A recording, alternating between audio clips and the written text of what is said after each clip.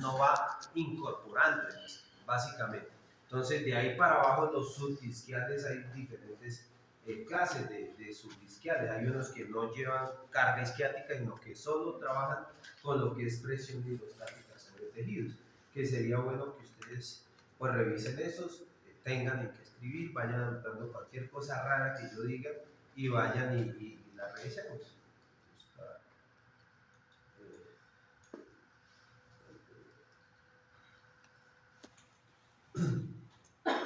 Entonces quería que viéramos esa parte.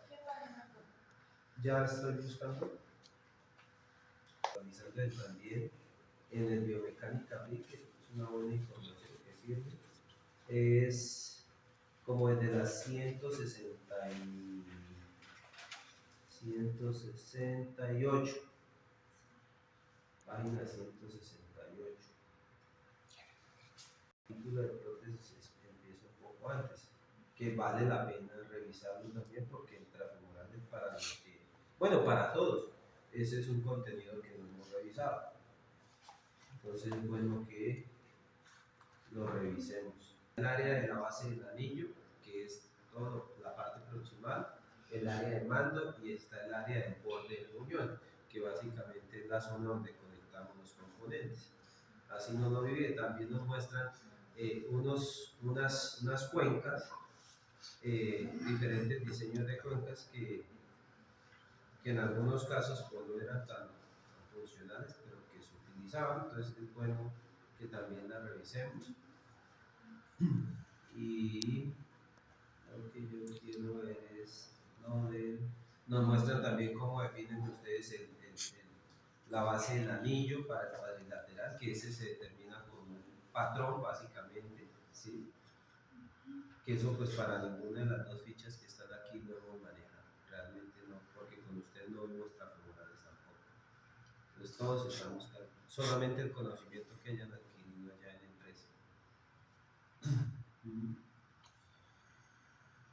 Y por aquí está, aquí nos muestra también en la página 181 un socket de los que básicamente, o un diseño de los que seguramente le podríamos hacer a don Alfonso, que es un endosocket flexible con un marco rígido, ¿sí? Ahí hay un diseño que también nos muestra para que lo tengamos en cuenta.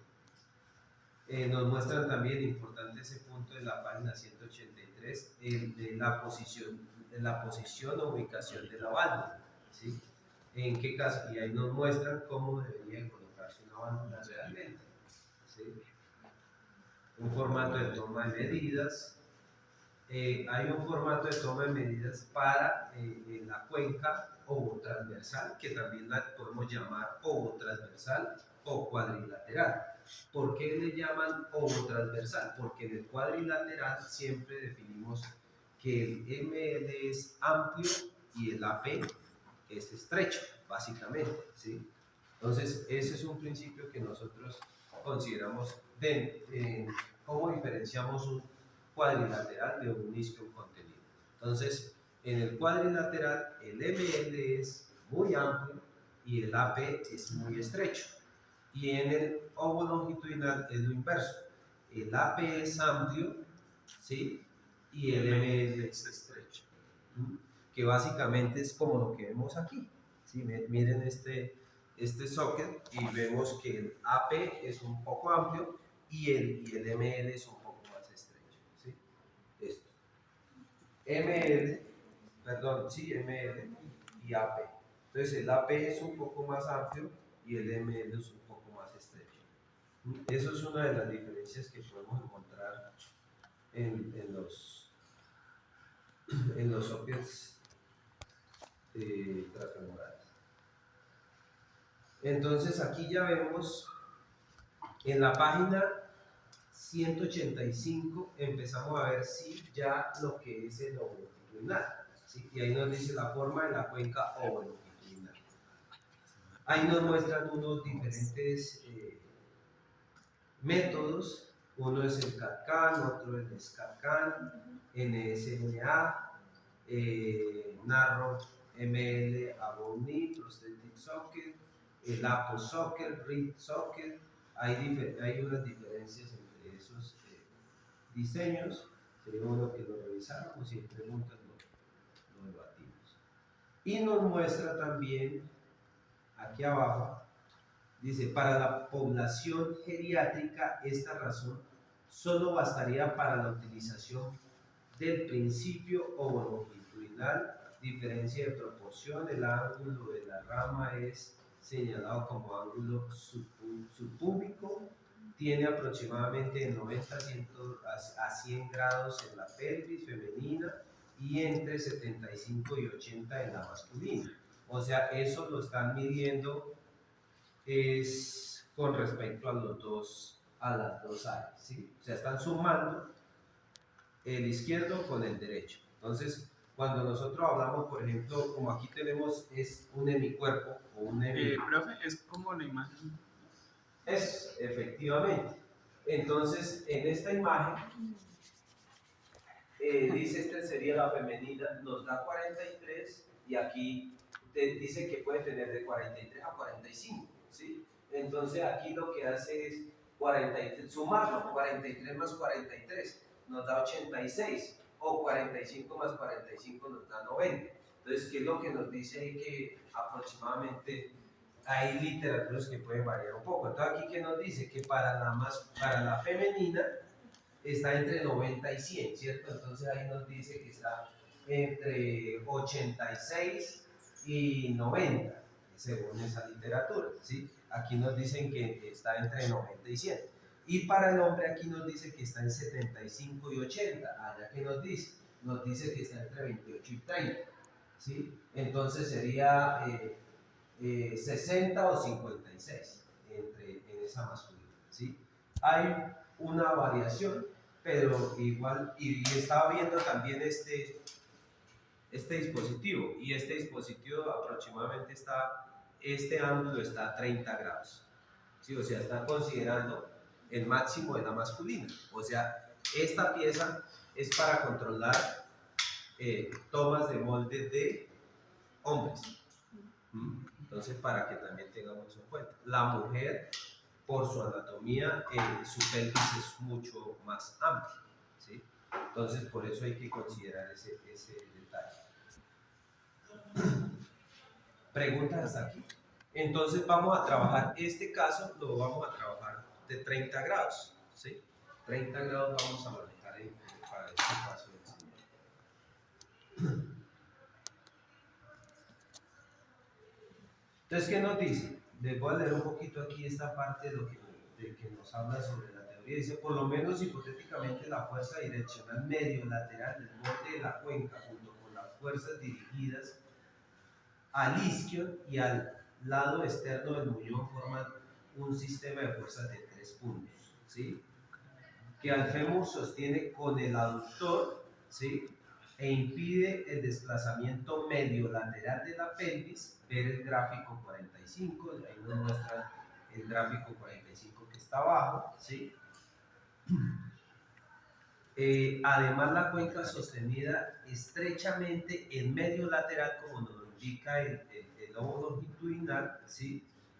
apoya al fémur por medio de un soporte directo en aducción, ¿sí? Entonces, ¿qué es lo que pasa aquí? Básicamente el candado se da entre el apoyo supratrocantérico y el apoyo subtrocantérico, ¿sí? Esto es clave. Y aquí está nuestro trocánter mayor. Y el encapsulamiento que está en esta zona de lo que es el isquio. Entonces se da una fuerza en este sentido. Por eso es que se dice también dentro de la vida real que es mucho más complejo, por ejemplo, adaptar un socket de estos a una mujer. ¿Por qué? Porque la mujer tiende a tener, bueno, con esto, su rama isquiopúbica no está tan enfrentada con respecto al trocánter mayor, sino que la mujer está un poco más así, ¿sí? Entonces, al estar más en esta posición, ese anclaje que nos muestran en la literatura, las fuerzas no se van a hacer totalmente enfrentadas, van a quedar un poco más en diagonal, ¿sí? Entonces eso da una dificultad en la adaptación, porque cuando nosotros queremos anclar, el anclaje está, o la esencia está del disco contenido entre esta rama isquiática y la parte del hueso del fémur, o sea, la parte supratrocantérica e infratrocantérica. O sea, entre más enfrentadas las fuerzas estén, mucho más efectivo va a ser el anclaje. Lógicamente, pues actualmente ya uno se apoya también en todo lo que son presiones hidrostáticas, que eso ayuda también a disipar esa transferencia de fuerza. Entonces, cuando la mujer tiene la rama isquiopúbica un poco más rotada, entonces la contrafuerza se va a ir más en sentido anterior. Y en muchos casos vemos que hay sockets trafemorales en mujeres y también en hombres que de pronto están un poco regulares en ese juego de fuerzas, y vamos a ver que sobre esta pared los pacientes refieren mucho dolor, sobre la pared anterior. ¿Por qué? Porque esta resultante y esta resultante nos da una fuerza en la pared anterior. Y al darnos esa fuerza en la pared anterior, entonces todo va a chocar sobre esa pared. O sea, el muñón se nos va a ir hacia el anterior.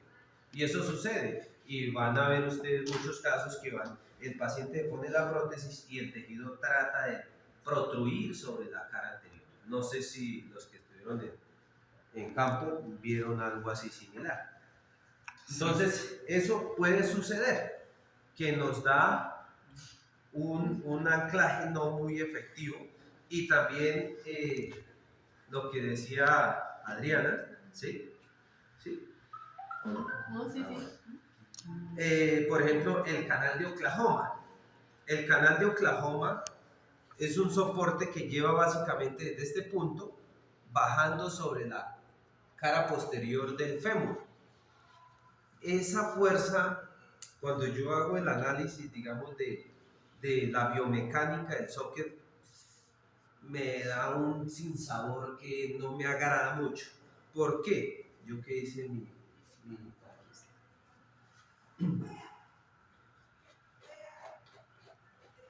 aquí está mi fémur, ¿cierto? Por acá está mi fémur. Tocante.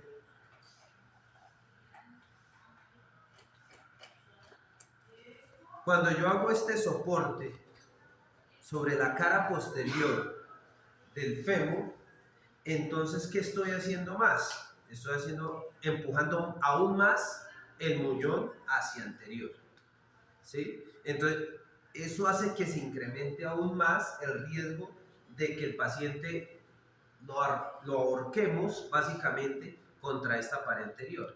Entonces, volvemos al principio. Si el ovo longitudinal nos dice que el triángulo de Scarpa con este diseño no se ve afectado, pues cuando empujamos ese muñón hacia adelante por el diseño, como lo modificamos en la cara de la parte medial hacia posterior, pues lo vamos a empujar hacia adelante. Entonces son cosas que yo, pues más que decirles que lo hagan o no lo hagan, es que ustedes le pongan un poco de análisis y estudiemos bien la situación y miremos cómo se podría contrarrestar o mejorar esa situación. ¿Sí? Tenemos un canal de Oklahoma, ¿sí? Que era lo que hablábamos esta mañana con Mariana, ¿sí? Que ella pues ha practicado la empresa donde estuvo, que se marcaba muy bien el canal. El canal de Oklahoma básicamente consiste en un soporte o un apoyo sobre la parte posterior del fémur, ¿verdad? Entonces, yo estoy marcando aquí el límite posterior de mi fémur, ¿sí? Entonces, de ahí hacia atrás yo hago ese canal. Si nosotros nos ubicamos, tocamos el trocánter, lo marcamos acá, ¿sí? Sobre la cara posterior. Entonces, ese canal, lo que yo les decía, si hacemos un anclaje o un candado óseo entre isquion y la parte supratrocantérica y infratrocantérica, se estaría dando el anclaje para que el muñón quede bien posicionado y no me vaya a tener movimientos medio laterales para el tema cuando nosotros generemos el apoyo en la fase de la marcha, ¿sí? Entonces, ¿qué pasa? Si eso no se da, entonces no se va a quedar anclado bien en lo que es el principio del candado entre isquion y trocánter mayor, entre trocánter o supratrocantérico y infratrocantérico. Entonces, colocamos ese canal. Ese canal lo que me puede ayudar también es que me va a empujar el muñón hacia adelante, o sea, hacia la cara anterior, y me va a generar posible obstrucción sobre el triángulo de Scarpa. El triángulo de Scarpa es una zona por donde pasan la vena, la arteria y el nervio, ¿cierto? En el cuadrilateral, ¿qué nos dice? Si ustedes han leído por ahí lo del cuadrilateral, eso es uno de los factores negativos del cuadrilateral. ¿Por qué? Porque en pacientes con la condición que tiene don Alfonso, ese señor es hipertenso, es diabético, ¿qué más tiene? Tiene muchas, colesterol, triglicéridos. Entonces ese señor hay que prestarle mucha atención. Es un caso, es un paciente delicado que hay que saberlo tratar. Entonces lo que nosotros menos queremos es generar obstrucción en su sistema vascular. Entonces, partiendo de eso, yo diría, pensando en la salud de él y en no generarle un problema mayor, yo diría un ovo longitudinal sería un ovo longitudinal sería un socket apropiado para ponerle al señor, ¿sí? Entonces estábamos en el debate si le poníamos liner, bueno, todos debatían, todos aportaban la información. Entonces dijimos que el liner de pronto no, porque es muy difícil, se le daña el liner y después para darle otro vale mucha plata. Bueno, listo. Entonces decidimos no poner liner, pero vamos a hacer un socket similar o un socket técnica ISNI, ¿sí? Entonces, bajo ese principio, vamos a colocar una interfase blanda. Esa interfase blanda va a ir en un suprasoft, un material blando, ¿sí?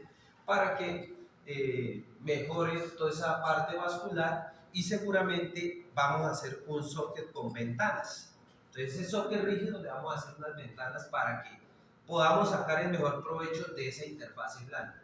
La interfase blanda, si ustedes leen aquí también en el biomecánica que está la técnica ISNI, ahí nos muestran que las ventajas de esa técnica es que nos facilita el retorno venoso. ¿Por qué? Porque a través de esas ventanas el paciente, cada vez que cargue, ese material se va a ceder, va a protruir un poco a través de esas ventanas. Al protruir, entonces se deforma, hace que llene sus capilares el muñón, y cuando él hace la fase balanceo, entonces retorna, ¿sí? Entonces ese es el retorno venoso que nos ayudaría de alguna manera en el ISNI, técnica ISNI, que eso también lo tenemos ahí en el biomecánica free, que valdría la pena que también lo revisaran.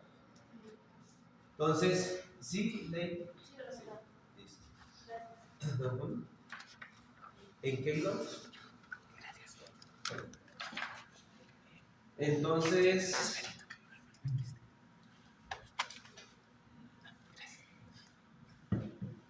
nos dice aquí, podría ponerse en cuestión si entre medio hubiese partes blandas, una cuenca sin sostén amplio en su parte mediolateral, no puede ofrecer este fenómeno de bloqueo. O sea que es lo que nosotros mencionamos. Si nosotros no tenemos un anclaje óseo, muy difícilmente nosotros vamos a poder evitar que ese muñón se nos vaya hacia la región distal, ¿sí? Porque el hueso, las estructuras óseas funcionan dentro de nuestro tejido blando como cuando ponemos una piedra dentro de una bomba de agua. Pues usted aunque le genere presión a la bomba y mueva la bomba, la piedra se puede mover dentro de ese área que tiene en agua. ¿Sí me hago entender? O sea, la piedra no la puedo sostener en un lugar específico mientras yo no llegue a la zona donde está la piedra. Entonces el hueso está, haga de cuenta que está flotando dentro de esa masa muscular, que es un tejido blando. Entonces él está pivoteando para donde yo quiera moverlo. Y aunque usted genere presión hidrostática sobre el tejido, no vas a lograr evitar que el fémur se mueva dentro de ese tejido. Él se va a mover, menor o mayor dependiendo de la obstrucción que usted le genere, pero se va a mover algo. Entonces, ¿qué se hace? Entonces ahí es donde de pronto el canal, hay algunos que he visto también que hacen ese canal no solamente sobre la parte posterior, sino anterior. Entonces lo que hacen es como atrapar el hueso. Entonces si lo atrapan de esta manera, cuando ella haga el movimiento, haga su movimiento para cualquier lugar, eso se lleva mi mano. Pero si yo le genero esto solamente, pues me va a generar cuando ella vaya para allá, pero hágalo hacia arriba. Mira, entonces ahí pierdo el soporte. Pero si yo lo anclo, lo atrapo, entonces es como hacer esto. Entonces para donde vaya voy a tener un control del fémur, porque nosotros sabemos que la estructura ósea es la que realmente transmite fuerza. Si yo quiero mover algo, tengo que anclarme a una estructura. Si yo coloco un neumático acá, difícilmente yo voy a poder girar ese tornillo. Necesito una estructura que me transmita la fuerza. ¿Y cuál es esa estructura? Algo rígido. En nuestro cuerpo, ¿qué es lo que nos da sostén? ¿O cuál es el sistema que nos da sostén? Nos permite que podamos caminar. El óseo. Entonces, por eso la estructura ósea es clave e importante para nosotros ser efectivos.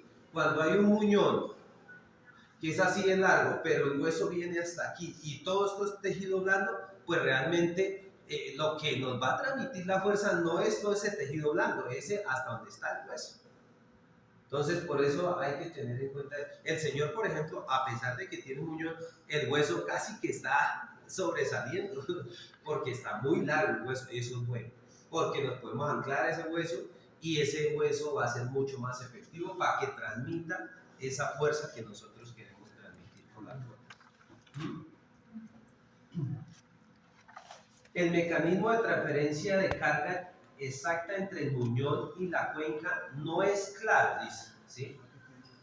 Se asume que el fémur, en base a su fuerte aducción, ¿sí?, se encarga de absorber partes esenciales del peso. Además, los mecanismos de la hidrostática juegan un papel importante, lo que estábamos hablando. O sea, la presión hidrostática sobre el tejido nos ayuda también a transmitir un poco o a soportar esas cargas axiales del muñón o del paciente. Con el borde flexible se ha vuelto posible que el isquio ya no se coloque en el borde posterior de la cuenca, sino que se vaya incorporando en la cuenca, o sea, dentro de la cuenca, ¿sí? El isquio presiona ahora radialmente, ¿sí?, o sea, hacia afuera, así como el trocánter, el tendón del músculo aductor largo y el... ¿Todo está bien? Sí, sí, profe. No fue nada grave. Es que te cuidado, güey. No, Pues me dicen que se ha accidentado, no. Pues ni se vale. Es que se había accidentado después de toda la cara. Ah, ya. Ah, bueno. Nos dice que ya. Llega otra vez, llega las cebitas acá.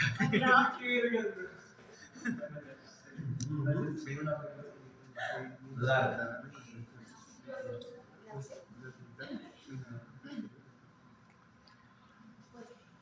El tendón del músculo aductor largo y el tejido periférico, se le puede imaginar aproximadamente como un ajuste en forma de cuña en una cuenca en forma de V, ¿sí? Entonces, lo que nosotros podríamos ver aquí es algo así, ¿sí? Entonces, esta fuerza va hacia allá y aquí también viene un anclaje que es la configuración donde va a ir básicamente esta zona que tengo aquí. Si ustedes la ven, esta zona vendría siendo el canal de ¿qué? ¿Quién me dice? Esta zona. ¿Canal del aductor? Del tendón aductor? del aductor largo, ¿sí? Este canal, ¿sí? y ese se hace básicamente con esta parte de mi mano, ¿sí? Entonces, hay diferentes técnicas, ¿sí? Cualquiera puede tomar el molde de otra manera, también vale. Lo importante es que lleguemos al mismo fin, ¿sí? Entonces se forma una V con respecto a isquion trocánter, isquion aductor. Entonces se forma una forma de V. Dice, el muñón aprieta simultáneamente en todas las direcciones. Por consiguiente, no hay ningún deslizamiento vertical, ¿sí? Por el anclaje que se da a nivel de la línea. La cuenca ovolongitudinal tiene grandes ventajas, especialmente para pacientes geriátricos. Mire lo que viene a decir ahí, que era lo que se justifica de alguna manera. Esto parece comprensible, ya que no presiona el sistema neurovascular a nivel del triángulo de Scarpa, ¿sí? La dirección antero-posterior no se estrecha, sino que se ensancha. Se puede demostrar esto a través de comparaciones de temperatura y con pruebas de circulación Doppler.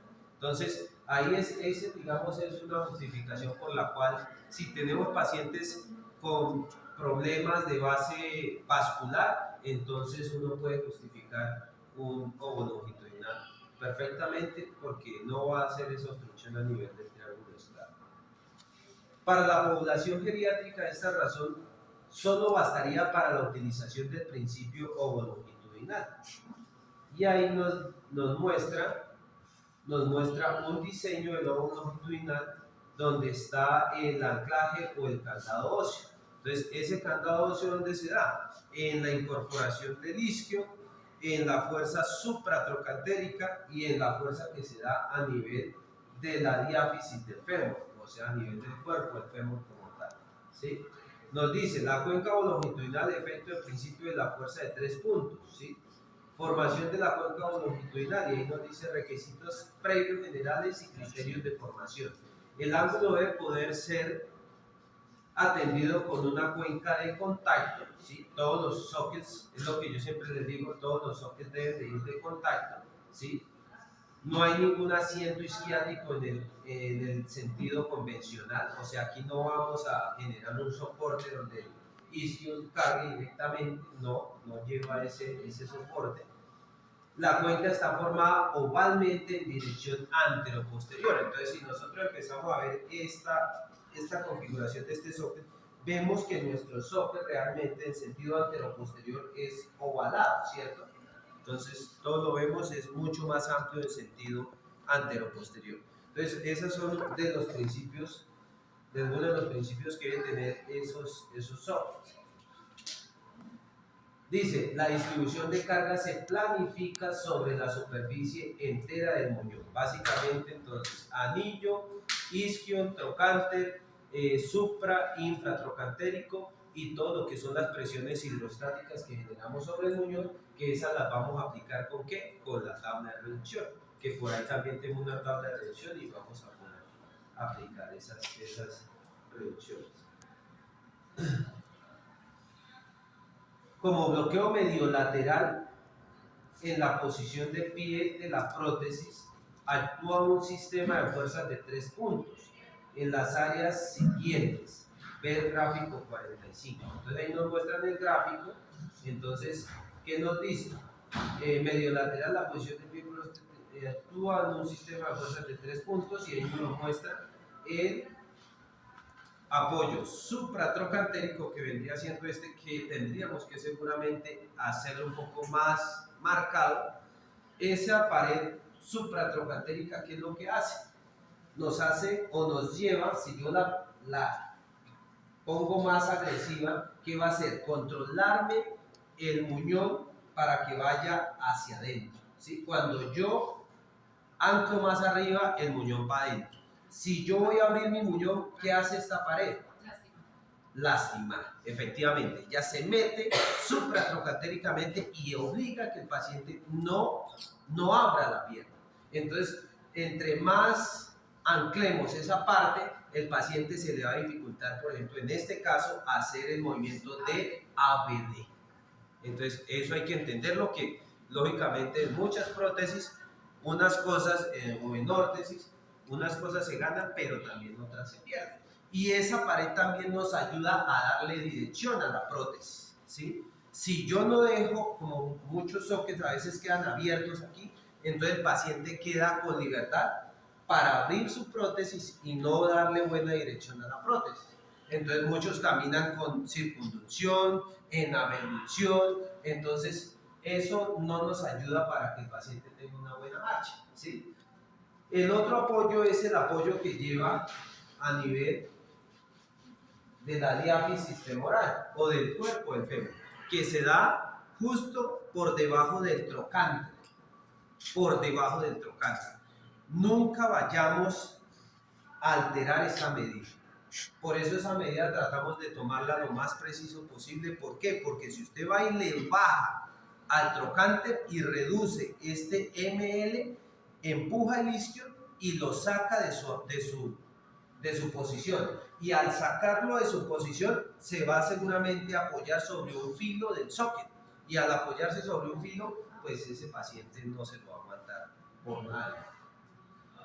En esa medida, por ejemplo, ml, desde isquion a trocánter mayor, normalmente se puede manejar una tolerancia de 1,5 centímetros. O sea, que si esta medida que yo voy a tomar en ml está más 1 o 1,5, no pasa nada. Lo grave es que esté menos, ¿sí? Si está menos de la medida que tomamos, ahí sí hay que prestarle atención, porque eso nos puede generar una molestia en el paciente. ¿Preguntas aquí?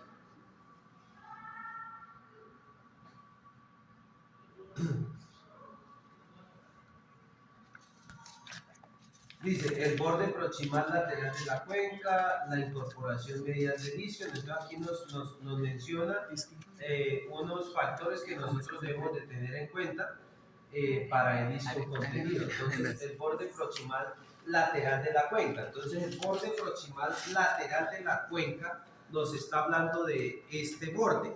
¿Cuál es ese borde? El borde supratrocantérico, o sea, la pared lateral de la cuenca como tal. ¿Dónde vamos a dejar esa pared lateral? Entonces, entre más alta la dejemos, seguramente vamos a poder controlar mejor el tema para que el paciente pueda generarme una abducción. Entonces, normalmente se deja de 3 centímetros aproximados supratrocantérico, esta pared lateral, ¿sí? De pronto, si el muñón es muy corto, podríamos subir más esa pared para anclar o asegurar mejor ese muñón, ¿sí? La incorporación medial del isquion, importantísimo. Que el isquion lo controlemos, que quede dentro de la aleta, señor. Perdón, ¿me repite por favor la medida del borde del límite superior lateral? 3 centímetros. Aproximadamente unos 3 centímetros, pero eso puede variar. Si hay un muñón muy corto, normalmente nosotros tratamos de subirnos más. ¿Por qué? Porque necesito agarrarme más. Entonces hay que anclarme más. Como en un transtibial, por ejemplo, que sea muy corto, nosotros no solamente hacemos el diseño KBM, sino de pronto hacemos un PTS. Profe, en una persona que sea gordita, ¿sí se puede anclar el nos dice, claro, hay más dificultades, porque hay mucho más tejido, pero se hace. Hay más dificultad, lógicamente.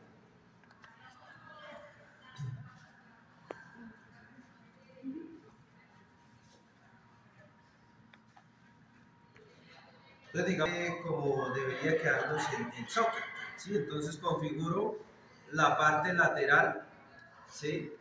Que es esta. Aquí está mi tendón aductor, mi espina ilíaca. Entonces trato de bajar en esta parte.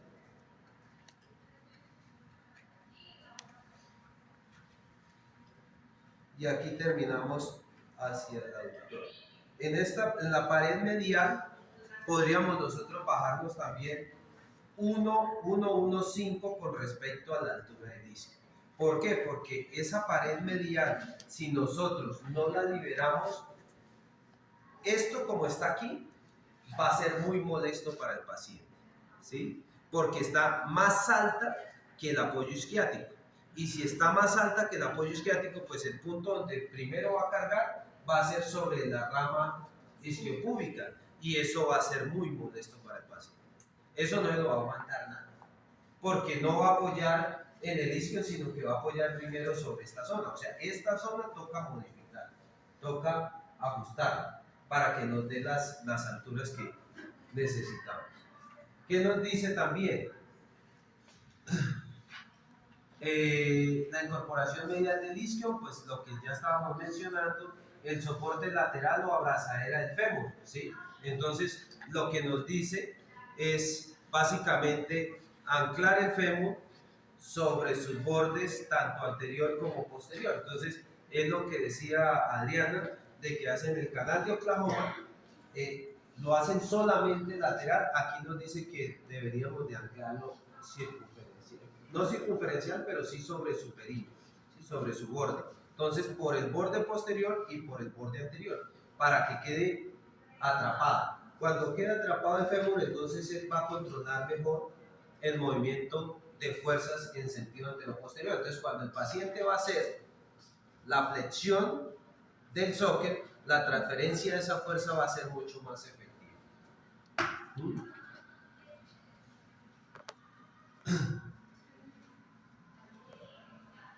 Dice en el gráfico 46 se esboza la pelvis femenina y la pelvis masculina para formular, y aquí nos muestra básicamente unos cortes.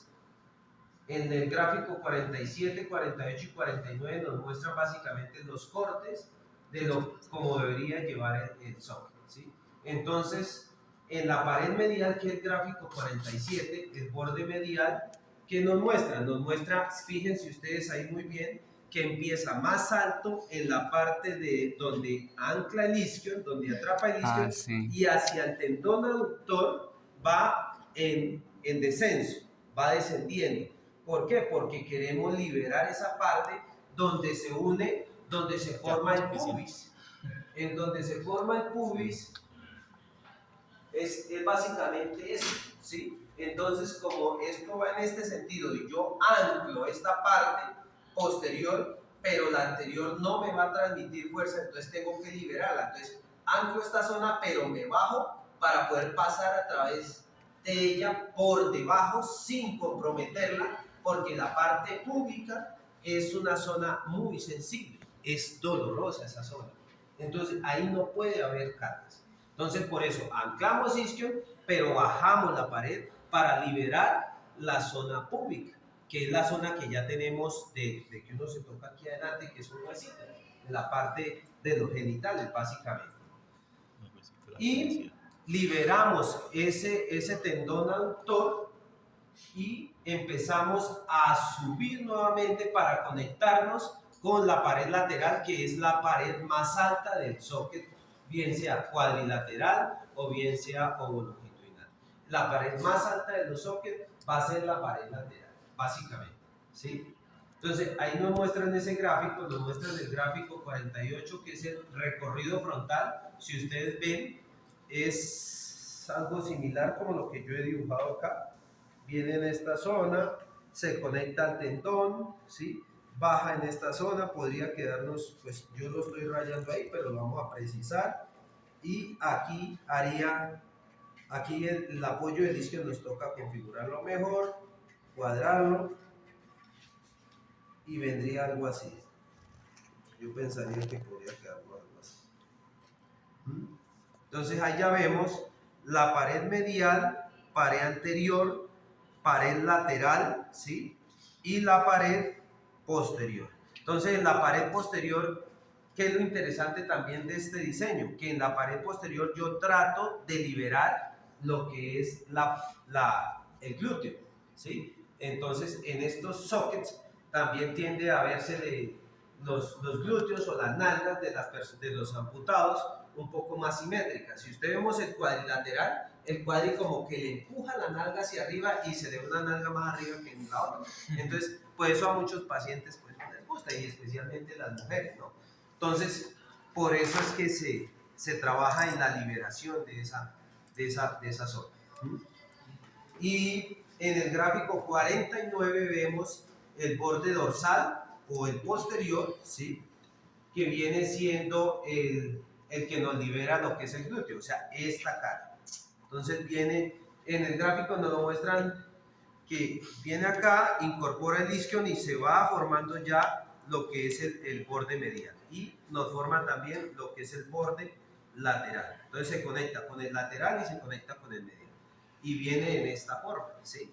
A veces lo podemos dejar un poco más recto, ¿sí? Pero después lo vamos a ir ajustando de acuerdo a cómo se le configura en la nalga del paciente.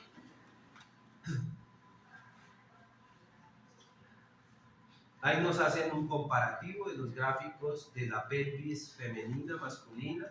¿Sí? Dice la cuenca se construye en una ligera posición de flexión. Aquí nos dice que la flexión básicamente es de aproximadamente 5 grados. ¿Sí?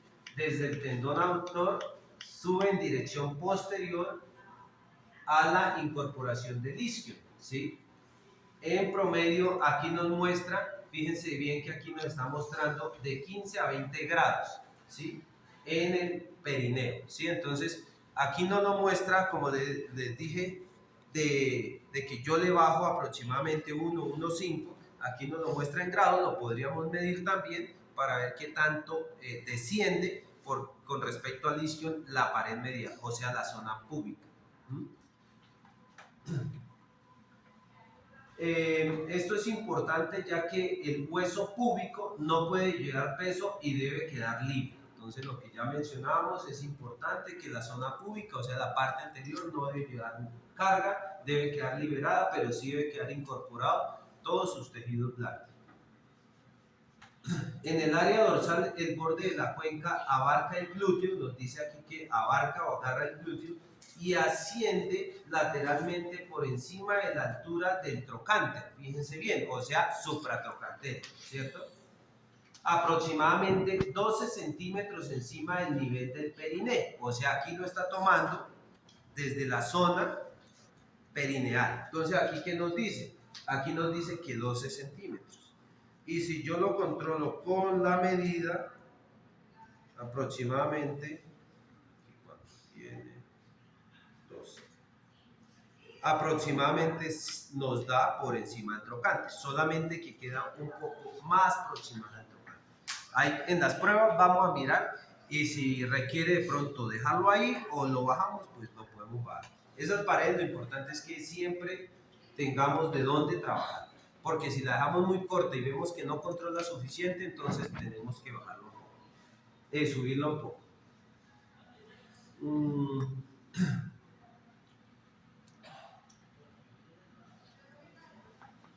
Del lateral hacia adelante del borde cae hacia abajo, de modo que la espina ilíaca anterosuperior quede libre de presión, ¿sí? Entonces, estamos hablando de esta zona, básicamente. Entonces, ¿qué nos dice? Que en la cara anterior, entonces, continuamos con la altura lateral y vamos buscando hacia la zona del tendón aductor, teniendo en cuenta que esta pared no sea tan alta ni sea tan baja. ¿Cuál es como el parámetro que yo manejo para la altura de esta pared? Porque usted podría decir, no, pues yo quiero liberar mi cresta ilíaca, entonces para que no me le moleste, entonces yo la bajo aquí. Pero ¿qué pasa? Esto funciona bajo el mismo principio casi que del cuadri en alguna medida. Si yo bajo esta pared, ¿qué va a pasar con estas resultantes que seguramente nos van a dar y que se van a reflejar en sentido anterior? Van a hacer más fácil que protruya ese tejido y que sea mucho más molesto para el paciente. Entonces, por eso esa pared debe de ir un poco más alta con respecto a la altura del isquio. Aquí no nos dice cuánto, pero nos dice que tenemos que tener en cuenta lo que es la espina ilíaca anterosuperior, porque ese es un referente para cuando el paciente se sienta, ¿sí? Si el paciente se va a sentar y no se puede sentar porque esto se le clava en el hueso, pues entonces tenemos que bajar la pared, ¿sí? ¿Cuál es la prueba que yo acostumbro a hacerle al paciente? Simular que se va a amarrar los zapatos. Le digo, siéntese en una silla, simule que se va a amarrar su zapato, entonces él inclina su tronco y si se le clava en el hueso, significa que hay que liberar un poco. Porque pues la prótesis no puede ser que limite más sus actividades al paciente. Tiene que ser un elemento o un dispositivo que nos ayude a nosotros lograr nuestras actividades, desarrollar las actividades de la vida diaria. Entonces, eso es importante. Por eso nosotros marcamos la cresta ilíaca para tener un referencia. Lógicamente, pues vamos a hacer una prueba. Yo diría que podríamos configurarla así como lo estoy dibujando ahí. Vamos a trabajar sobre eso. O sea, ahorita quitamos todo este sobrante y vamos a empezar a configurar el software. A ver las medidas, cómo están, reducir, ampliar, ver los ángulos y para posteriormente hacer una prueba con el paciente. Y ahí vamos a controlar todo esto. Es bueno que vayan anotando ahí qué aspectos vamos a controlar cuando estemos en la prueba con el paciente. Para que ustedes nunca se les olvide eso y siempre que vayan a probar un socket tengan claro qué es lo que hay que probar. Porque si uno no, por ejemplo, yo no tengo escrito eso, puede ser que a mí se me pase alguna variable que tengo que controlar y no la controlé, si no la tengo escrita. Entonces, ustedes pueden tener un formatico donde van chuleando. Bueno, es suspensión. Ah, venga, la suspensión. ¿Cómo está la suspensión? ¿Está ok? Entonces, está ok, listo. Si hay observación, entonces usted observa. Ah, falta generar un poco de reducción. Entonces, cuando ustedes van a hacer la modificación o van a hacer el ajuste, pues ustedes mencionan, vamos a reducir tanto por ciento más, ¿sí? Para que ustedes no pierdan esa ruta y que ustedes tengan claridad cuál es el norte de un proceso.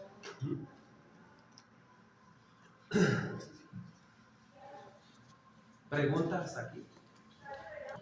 Baja aún más, ¿sí? O sea, es para conectar desde la pared lateral, liberar la cresta ilíaca, vamos a bajar un poco más para conectarnos con lo que es la pared medial, que la pared medial nos dice aquí que de 15 a 20 grados debe estar descendida con respecto a la parte del isquio, digámoslo así, ¿sí? Entonces tiene que estar en descenso, entonces la pared anterior debe conectarse con eso. O sea que eso nos indica que la pared medial como tal, ¿sí? Exceptuando el isquio, debe estar más baja.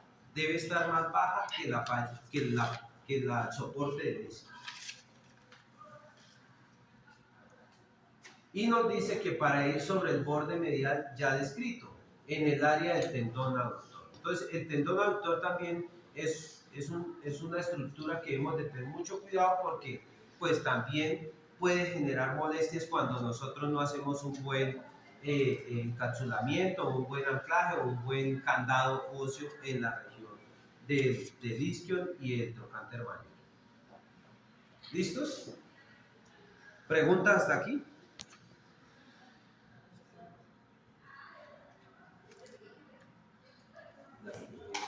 Perfilar todo lo que me preocupa aquí un poco es la configuración del isquion porque veo que quedó un poco como muy neutra, pero vamos a verificarlo ahorita.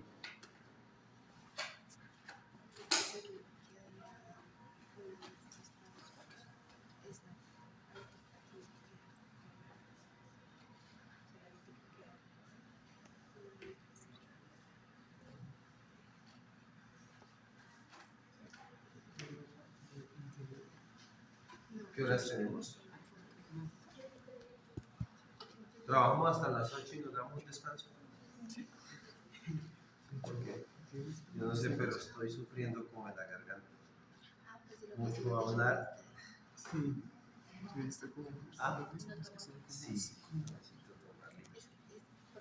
Sobró material. Yo no voy a quitar ese material porque voy a tratar de configurarlo o posicionarlo en la posición que quiero y reforzar posteriormente. Y después vamos a empezar a configurar por la interna para ajustar todas las medidas que nos ha dado el paciente. Entonces aquí le quito este corte.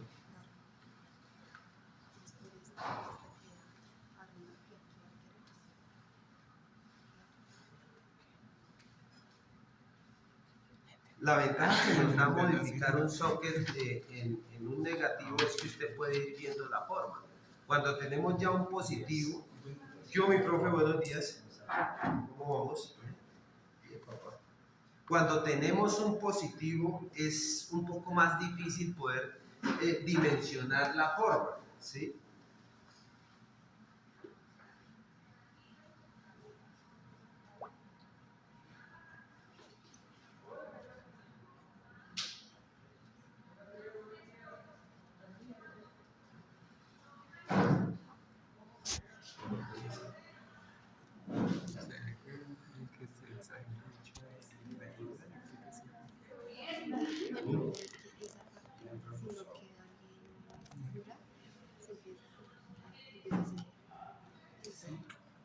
Y por ahí que me caiga por ahí se ruede y ya, empieza ahí. Mire, entonces aquí con el corte que le hice ya quedó débil. Entonces aquí lo que vamos a hacer, porque de alguna manera en la fuerza que tocaba hacerle, esta mano faltó un poco más, ¿sí? Entonces, a esta, que es el posicionamiento de estos dedos, me quedó un poco casi a la misma altura del isquio. Qué pena, ya se veía que usted pone las manos, que ayer no se veía bien. Es básicamente poner las manos así. Ese es el posicionamiento, no sé cómo se ve mejor, si así o así. O sea, usted se las ponía así en el suelo, Sí, casi la misma. sí, así, tal cual. Entonces, esta mano entra por debajo del isquio. Así lo hago, ¿no? Hay diferentes formas. Por ejemplo, si lo van a hacer entre dos personas, no sé cómo lo han hecho ustedes de pronto allá en el laboratorio, pero cada quien tiene su forma, no sé Andrés cómo lo habrán hecho. Entonces, esta mano entra por debajo del isquio y esta mano va a ir por detrás del trocánter para generar el canal. Esto me determina, si ustedes se fijan, este punto más prominente me da como el inicio de ese canal de Oklahoma. Entonces entra esta mano por debajo del isquio y ubico canal de Oklahoma, y esta mano entra a hacer el atrapamiento del isquio, ¿sí? O sea, arriba ya me entro en la pared medial, y esto que se forma aquí, lo ideal es que se me configure el tendón aductor por esta zona. Entonces ahí ya estoy formando lo que es el AP amplio y el ML estrecho. Es básicamente. Y pues la otra persona le ayuda a configurar que el muñón no le quede en abducción, ¿no? Porque pues eso hay que hacer. Entonces siempre es... O sea, sí o sí toca con dos personas. Sí, lo ideal es que lo hagan con dos personas. Lo mismo que tomar un cafo. Lo ideal para que ustedes les quede un cafo bien tomado, bien hecho, con toda la técnica, y que no tengan que trabajar tanto. Yo sé que hay muchos pinos que no son. Listo. Pero si ustedes quieren hacer algo de mejor calidad, mi recomendación es apóyese en otra persona, ¿sí? Entonces, es lo ideal. No queremos ser superhéroes. Entonces, simplemente hay que utilizar el recurso que está disponible. Entonces, si ustedes se fijan, aquí ya traté de configurar que mi atrapamiento del isquion, o sea, mi isquion debería estar en medio de esta ranurita, ¿sí? Por debajo va a estar como el soporte, y esta pared va a hacer la fuerza hacia medial para que esa resultante o esa fuerza se vaya en dirección al trocánter y se ancle con la fuerza que le vamos a generar a nivel supratrocantérico y la fuerza que le vamos a generar a nivel infratrocantérico o sobre la diáfisis del fémur, ¿sí? Y ahí se genera lo que es el anclaje óseo. Es eso. ¿Preguntas? Bueno, pero Yo esa no la voy a poder hacer, que tengo fractura de esta, ¿no? y la otra, pero la otra. No, esa. Entonces tocaría que te ubicaras en la parte posterior y ahí la tomas. Igualmente como entre dos personas. Con la cabeza. Si lo pones aquí para que no... Ubicar mi socket en los planos, lógicamente. Fíjense bien que aquí lo que yo he hecho es tratar de esa línea que me marcó la pared anterior, tratarla de posicionarla bien sobre la superficie de la mesa, ¿cierto? Si está ahí bien, ¿cierto? ¿Cómo la ve? ¿Está así? No. ¿Está así? No. Que esté totalmente centrada, porque pues aquí en este socket yo no tengo una cara plana para trabajar, como en el trastibial o como en el cuadrilateral. En el cuadrilateral yo puedo hacer una cara que es la cara posterior, ¿sí? Bueno, no tengo un cuadrilateral para mostrarles. Tenemos una cara 100% plana, entonces eso, o la cara medial, por ejemplo, esta cara, esto es un anillo de un cuadrilateral, entonces esa cara es la que me va a determinar el posicionamiento de las demás caras, ¿sí? Entonces, la posterior me determina que esto es lateral, me determina que esto es medial y me determina que esto que está aquí es anterior, ¿sí? Entonces, en el lomo longitudinal yo no tengo ninguna cara simétrica, ninguna cara es plana. Entonces, tengo que tener un poco más de habilidad para tomar puntos de referencia donde me orienten a mí cuáles son las caras, ¿sí? Y ubico mi muñón de esa manera y voy a poner, por ejemplo, el calibrador para ver la apertura del ángulo. Entonces, yo lo pongo totalmente, la cara es como yo colocar esta base totalmente horizontal. Entonces, lo llevo, podría colocar esta pieza aquí y esto debería quedarme paralelo, esta pieza, que si es acá, pues ahí, ¿sí? Entonces creo que no estamos tan lejos, no estamos tan lejos. ¿Ah? ¿Cuál pieza? Esta, no se nos ha movido ahí, ¿verdad? Entonces, digamos, yo lo coloco aquí, contróleme que esta esté horizontal y pongo aquí. Pongo esta con respecto a esta. Está cercana, está lejos, está cercana, está muy similar. Entonces, eso me determina que el ángulo está aproximado a la realidad del que nos determina el patrón que viene siendo esta regla, que es aproximadamente los 30. Recuerden que ahí nos dice que 28 a 30. Entonces, uno tiene un margen, inclusive hay otras literaturas que nos hablan de un poco más amplio, pero estamos por lo aproximado, ¿sí? Entonces, si eso está en la zona que es, Pero pues, ese es el mismo ángulo que usted decía que variaba si era amplio. claro, sí, ese ángulo que es este mismo. Entonces, donde nosotros vamos a generar el anclaje es en esta zona. En esta zona es donde nosotros nos vamos a anclar, en la parte del isquio, ¿sí?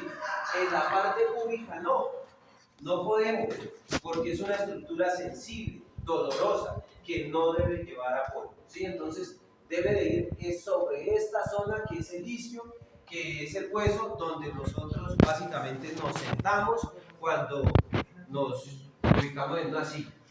Esos huesos, por eso es que nosotros después de un rato nos movemos porque pues empieza uno a cansarse de la misma posición por esas cargas que se están generando sobre la zona.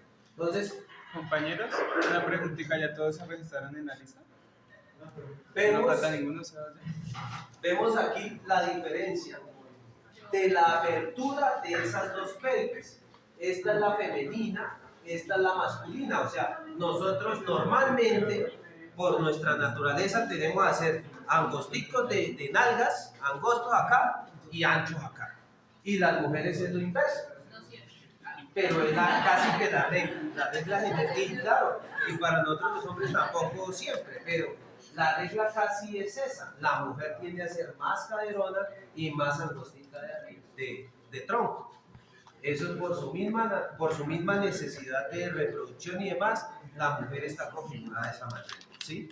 Entonces, por eso la pelvis es más ancha y tiene esas características para poder permitir el nacimiento de sus bebés. Cuando la mujer es muy estrecha de pelvis y que tiende a ser ya muy cercana, digamos, a un hombre, por eso es que le dicen que usted no le recomienda que tenga un parto normal, porque es muy estrecha su pelvis y eso va a dar dificultades.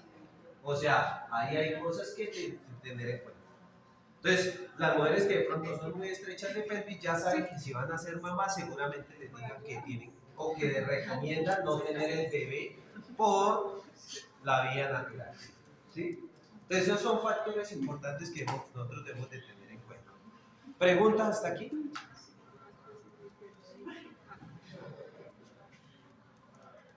¿Qué horas tenemos, cierto?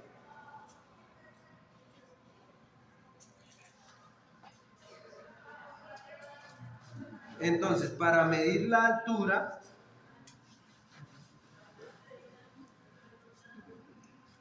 ojo, en metro, no hay... ¿Un volumétrico? ¿Medidas aquí?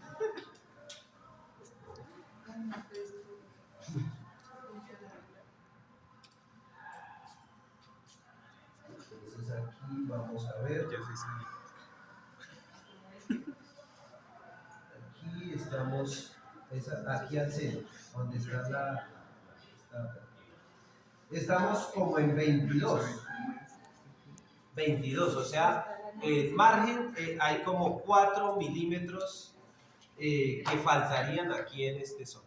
Entonces, eso lo configuramos con el yeso, lo terminamos de configurar donde debería de ir el apoyo izquierdo, ¿sí? O mejor dicho, el anclaje o la suspensión del apoyo izquierdo.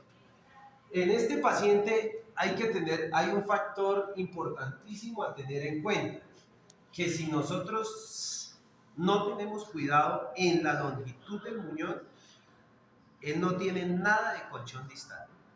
O sea que si nosotros fallamos 5 milímetros, él nos va a llorar de una vez, porque no hay nada que disimule eso.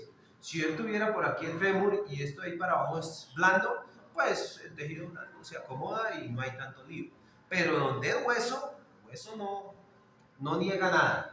Entonces tenemos un muñón efectivo, ese hueso se va a marcar de pronto cuando ya hagamos el endosocket, podemos colocarle un colchoncito distal, porque seguramente si él de pronto sube o baja de peso, puede ser que se pierda un poco de esa suspensión y de pronto el muñón baje. Entonces tenga en que soportarse, más no una estructura rígida. Entonces es bueno de pronto colocar un pad distal en un pilay como si fuera un trastibial, podríamos hacerlo.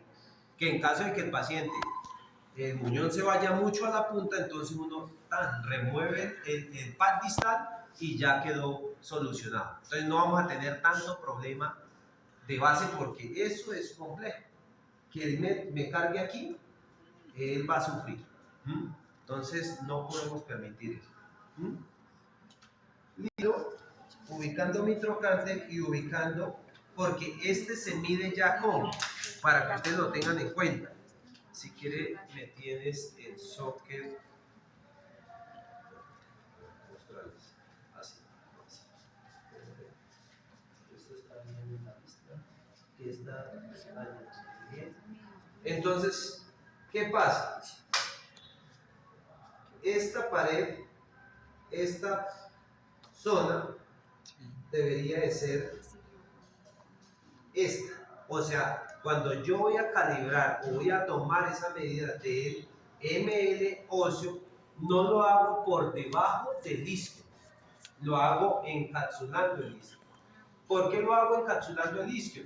Porque ese es mi candado óseo. Básicamente es la pared que va arriba, o sea, tengo que vincular el isquio y lo tomo con el trocánter mayor. Y eso es lo que me va a dar la apertura de esa aleta, básicamente. ¿Me hago entender? Sí. Entonces eso tenemos que controlarlo ahorita con la medida y ahí es donde yo voy a determinar cómo voy a dejar esa aleta, porque aquí ya por lo que la corté ya quedó bailando. Entonces toca darle soporte y determinarla con las medidas, ¿sí?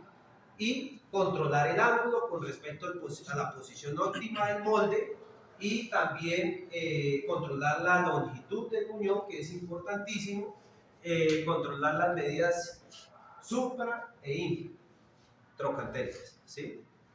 Entonces, para que lo tengamos en cuenta. ¿Qué horas tenemos? Ya son las 8. Hora de break.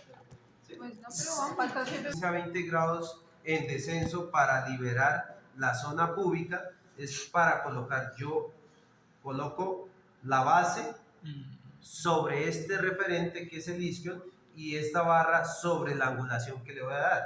Por ejemplo, aquí coloqué 10, perdón, aquí es 0, 5, 10, voy a ponerle 15 grados. Entonces coloco esta pieza sobre esta zona y coloco esta sobre la zona que voy a quitar o que voy a cortar. Entonces fíjense que ahí estamos aproximados a lo que necesitamos. Más baja la pared medial y más baja sobre la zona del tendón aductor. Y eso coincide con lo que les había comentado, ¿sí? O está cercano. Si yo mido esto aquí con respecto a la altura del isquion, entonces me está dando aproximadamente, si proyecto, como 1,5 al borde medial. ¿Sí? Entonces es para controlar todas esas alturas de los bordes del socket, porque eso es importante. Y más esta pared medial. Si esa pared medial queda muy baja, entonces vamos a tener un problema después, que es la protrusión de tejido sobre la pared medial. ¿Y qué pasa cuando protruye el tejido a través de esa pared? El paciente hacia el futuro empieza a generar un rodete de tejido, y ese rodete de tejido se transforma en una zona hiperdolorosa, muy dolorosa, que no soportan roce, y eso se les hace una banana súper grandísima. No sé si lo han visto ustedes. ¿Por qué? Porque bajan demasiado esa pared. Entonces, cuando eso sucede, es un socket que no cumple, no sirve, porque si evaluamos el factor donde nos dice aloja el volumen del muñón, entonces si usted ve eso, entonces usted dice no lo aloja, totalmente no lo está alojando. Entonces, ¿qué hay que hacer? Pues lo que se tenga que hacer para que el muñón esté totalmente alojado dentro de ese socket. Eso es un factor importante. Yo recuerdo una experiencia que tuve con un paciente cuando trabajaba para Siren. Él nos llegó así, pero una banana de este tamaño. Y él ya ha pasado con el médico. Y el médico le dijo que tenía que echar el cuchillo.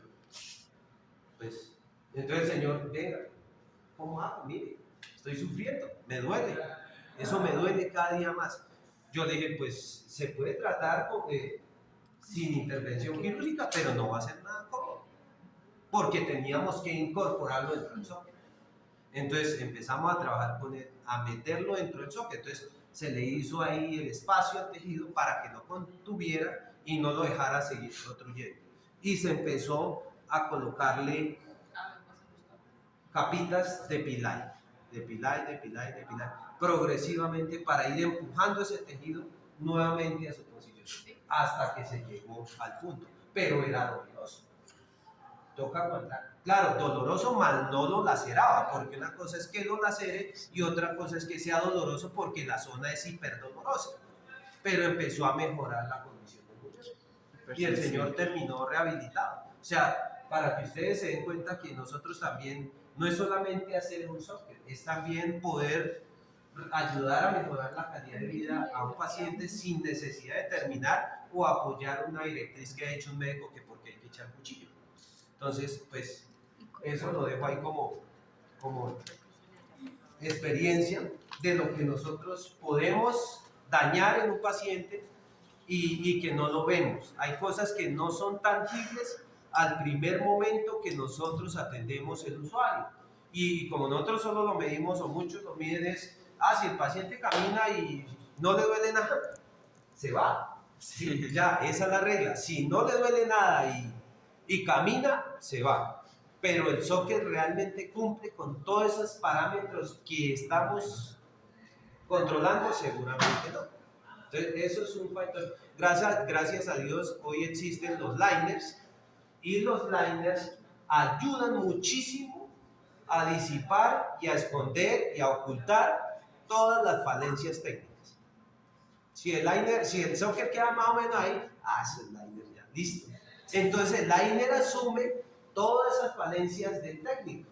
Por eso es que en muchos casos encontramos un liner que se rompió a los 8 días, a los 3 días ya tiene roto el liner, porque lo colocamos a trabajar de más. No está bien configurado el socket, entonces el liner empieza a asumir todas esas falencias que había en el socket mismo.